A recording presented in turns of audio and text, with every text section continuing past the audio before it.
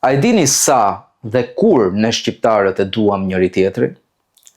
Një pul u kafshua nga gjarpri në këmbë dhe duke u zvarritur arriti në kotec, por shpendët e tjera e pan si barë dhe kishin frikë se helmi që mbante në trup do t'infektonte dhe të shëndoshat. Prandaj, i sugjeruan të jetonte jashtë koteci me bindjen se shumë shpejt do të ngorte.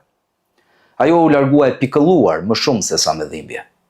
Teksa ditët kaluan, nuk morën më lajm prej saj, e konsideruan të ngordhur deri kur një kolibër u shfaq në gardh e njoftoi se pula ishte përmirësuar, por këmbën nuk e kishte më prej helmit të gjarprit, ndaj kërkonte që familjarët e saj t'i dërgonin për të ngrënë. Do shkoja unë, por po ngro vezët, tha njëra. Unë po siguroj ushqimin për kotecin, u përgjigj një tjetër. Kam zojt që kanë qelur, e nuk i lë dot vetëm, vijoi e radhës dhe kolibri u largua, sikurse erdhi.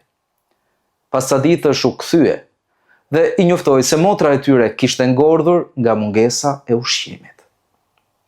Këtë fund tetori, pas disa ditësh në spital, ndërrohet Fatos Nano, 73 vjeç, ish kryeministër i Shqipërisë.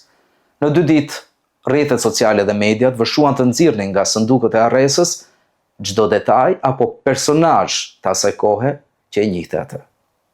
Ashtu edhe pulat. Lan punët e tyre e u nisën të varrosin motrën e tyre, por kur arritën në vendin ku ju thoqi zoku zëmbël, në vend të trupit gjetën një pusull ku shkruhej: në jetë, shumë njerëz nuk kalojnë as rrugën për të ndihmuar kur je gjallë, por kalojnë të gjithë botën për të varrosur kur vdes.